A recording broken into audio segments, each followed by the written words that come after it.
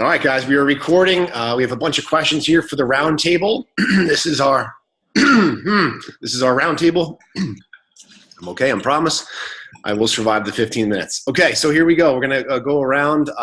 It doesn't matter. I'm just going to go on the screen here and just call people if that's okay with you guys. If you want to defer to the next person. So question number one, what was your biggest light bulb moment as a coach? Nina, off you go. I made notes, but my biggest aha moment, I don't think was during coaching. I think it was to become a coach. Okay. It was just actually following you and one day saying, yeah, I want to take the sneak peek and just taking that chance. So even if it comes up during coaching, even for the discount coaches or someone who's not active right now, take the opportunity and just look into it. Cool. Meg? For me, it was seeing another nurse that was my age, like killing it financially and paying off student loans that made me think that I could do it too. All right, I like it. Chetan? For me, so again, it was your approach. I didn't have a clue about what Beachbody was. Well, I did know what Beachbody was, but it was when I wasn't on Facebook or anything, and then posting all these messages and motivational content, and then you reaching out and then realizing that, look, there's something there that I can do and help you. Cool. All right. I like it. And mine is Summit. The first time I went to, so it was two light bulb moments for me. So first time I went to Summit, and then NLC, New Leader Conference, and realizing that I can do this bigger than I originally thought I could do this. I could go bigger. Did you have a moment? No, that Summit was my moment. Oh, Summit's your moment. I took her moment. All right, let's move on. So I'm gonna skip down to the bottom and then work back and forth. Okay, so how do you best reach free leads, and what is your rate of returned messages? I'll start with you. Okay. Well, I have the same system and I use it over and over again. I basically email them with a sort of drafted message welcoming them based upon what they've ordered. Then within 5 days max of that time, I'm texting them and following up. Hey, you should have gotten a message from me. And then and often actually times it's through text that I'm connecting with them much quicker than through email. And I also take their phone number. I search it on Facebook. If I find them, I send them a friend request, which I don't spend more than 3 minutes looking for anybody on Facebook. That hasn't proved to be too fruitful. So if I can find them, then fantastic. If not, whatever. My third contact would, aside from Facebook, would be I will text them again, especially if they're an SC person and they're drinking Shakeology, just to check in on them once more in that first 30 days to see how they actually are enjoying Shakeology, how they're making it, so on and so forth. Rate of return? About 20%. Okay, so, and that's including Success Club 10 and 5 people? Yes, it doesn't seem to matter too much. Okay. It doesn't seem to matter. All right. Okay, Chetan, you're newer with that. What do you got? So I pretty much do something quite similar. I obviously I have an email drafted out as well. I'll send that email out to them. But what I do is I don't actually send it. Although it's a lead that's for me, I actually send an email to say it's from Romy and I. So they can see that it's a couple thing going on. So rather than it's just being me single and just some people might think, oh my God, a guy's just emailing me. People have that sort of reaction sometimes, you know. So I just wanted to be kind of safe there. And then from then on, I wait maybe a few days. If I have a number from them, I'll immediately text them. Again, I'll have a draft text ready as well for them. And after the draft text, I'll also, if I've sent them a text, I'll follow up with a text. If I sent them an email, I'll follow up with an email, things like that. And I get a few responses, yes, no's. It's actually been probably roughly about 20% as well. And there've been a few successes there as well, which people are actually responding now, even though I've had them like in October, they're actually responding to me now, which is still positive, right? Yes. Cool. Meg? For me, I start with email like everybody else, I guess. And then if I don't get anything, I do a text message. Haven't gotten into calling yet. And I kind of stopped trying to find people on Facebook just because there's honestly been so many leads lately that I just don't have the time for it. I would say my success rate is probably less than 20%, but I look at it like it's a lottery to play, and the ones that have become something, it was totally worth it. And there's people that I haven't managed to actually connect with that literally order Shakeology every single month, which pays for all of my stuff. So I'm happy with that too. Yeah. Cool. Nina, do you do anything differently?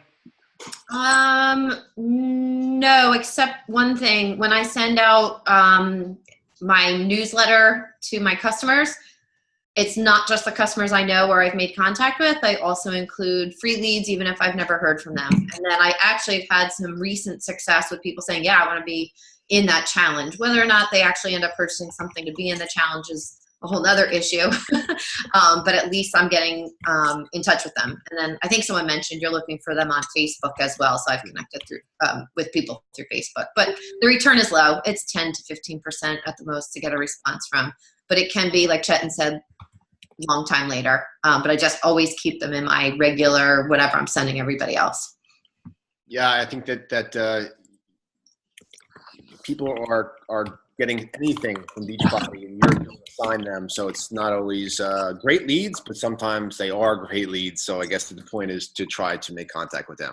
All right. So, okay, if you had to pick one vital behavior, which would it be and why? I'll start this real quickly.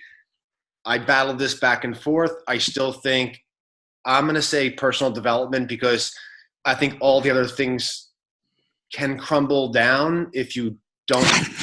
You need the personal development area. I think it could evaporate everything else around you if you've lost that thing that binds, the tie that binds. That combined with, I think, what you're going to say. Product of the product. They're right there.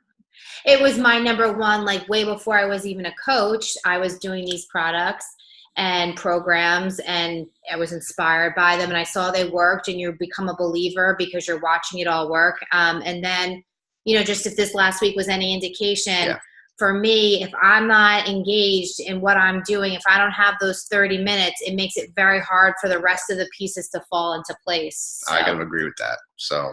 All right, I'll start back up to the top then. So Nina, why don't you go? Yeah, it's exactly the same thing as Heather, the product of the product. If I'm not on a good schedule with a program, I just feel off with literally everything else.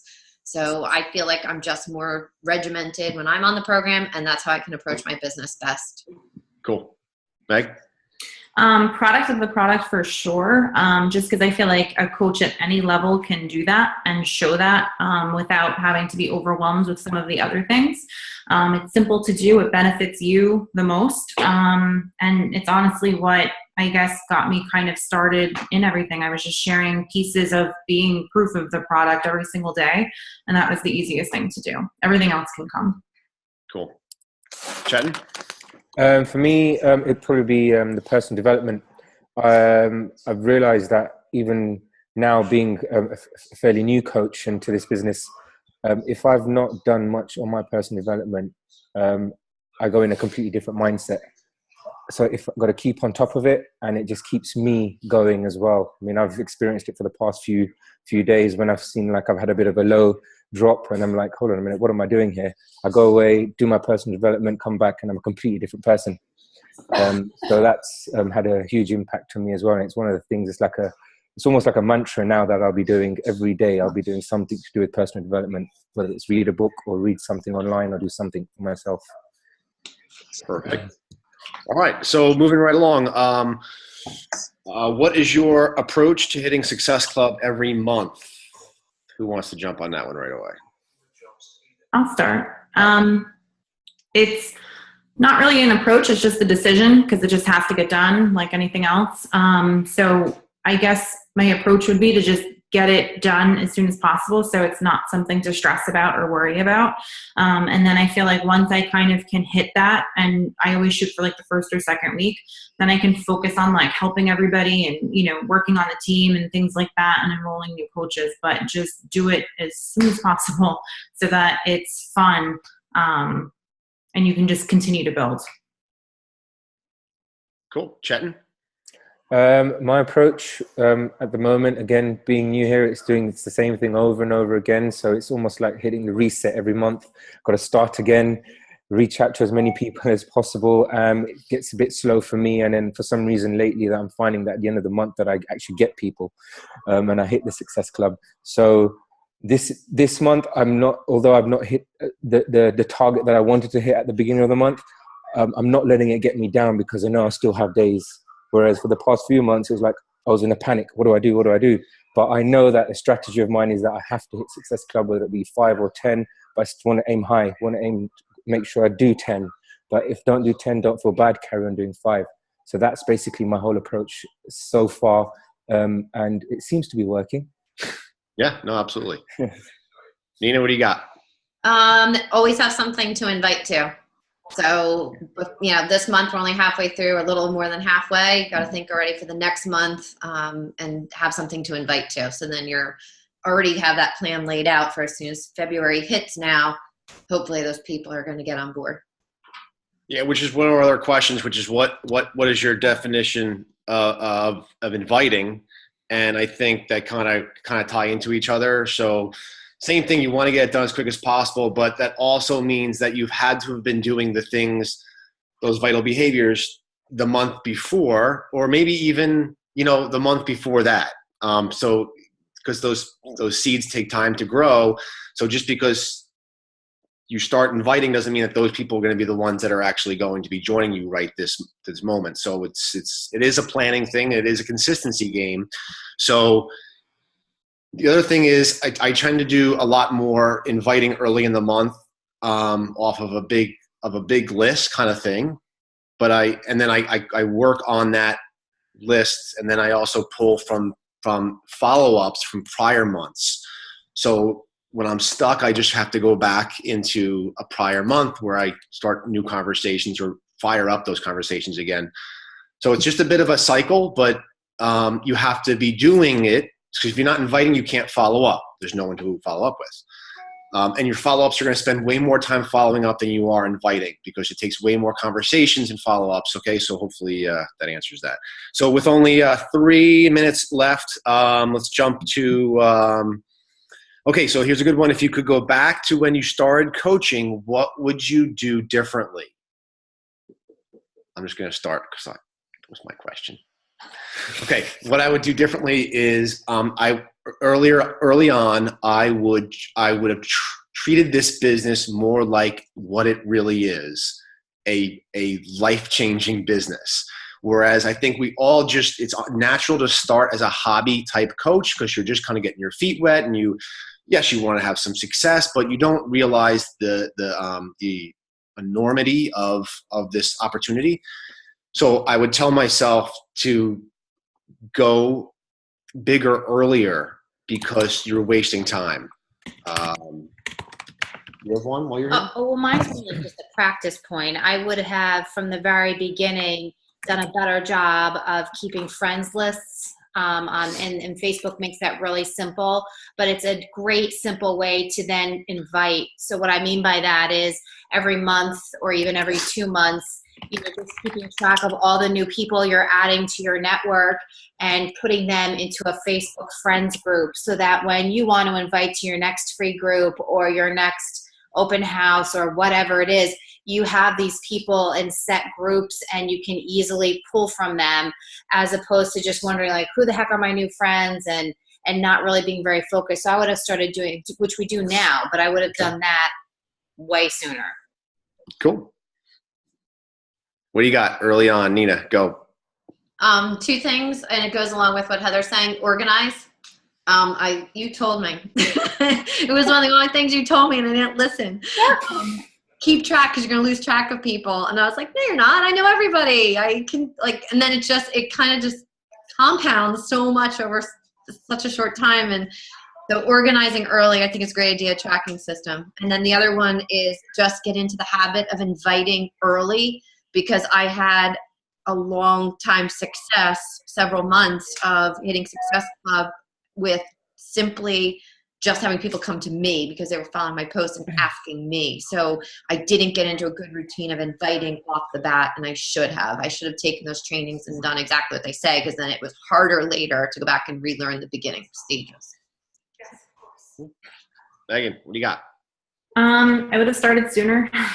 So I was a discount coach for like 10 months. And I think had I had just maybe done some personal development and actually like listened, it would have been easier to kind of get over like worrying about like what my coworkers were going to think and what my friends were going to think and all of that kind of stuff. Because once I actually started doing it, I realized how easy it was, even with working full time. You know, and I could kick myself for letting those 10 months go to waste when I just could have been doing everything simultaneously. So that would be for me. Jen? I probably would have joined social media a lot earlier and had more friends. so I'm doing that now. So it's almost like at the moment doing everything at the same time, which is not a problem, but it's all manageable. Nothing's impossible. And yeah, I probably would have done that. And yeah, that's what I have at the moment. Yeah, no problem. So we'll just do one more because we are out of time. I know Megan had to jump off, and before we do go, I did want to give a shout out to Marissa and Mia for jumping on. That's awesome. If you guys do have any questions, you can either type them in the chat or just unmute yourself and ask them. If you have a question, we certainly would hit it here.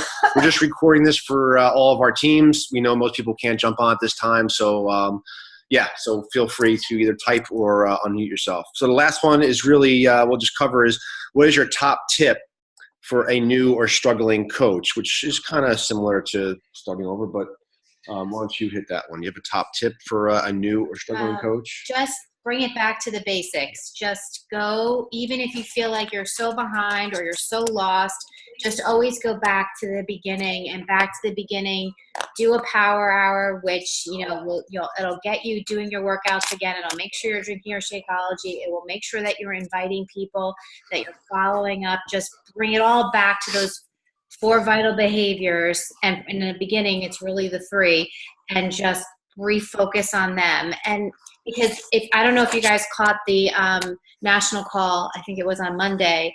It really was about a full circle kind of a thing, and really restarting after many, many years of being an incredibly successful coach, having a downturn and just going back and restarting. So. Nina, go. Which one was this? Top. Yeah, new top coach. tip. Sorry. Okay. Engage. Just, engage as much as you can. If you see that it's the Monday morning call, it's the Dare to Dream call, it's something like this, keep connected.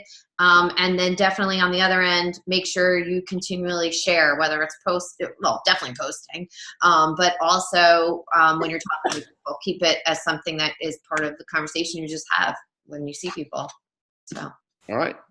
Chetan, last for you. It would be basically making sure that they learn and understand the vital behaviors. Without that, you're not going to be as successful as you want, and they do mean something.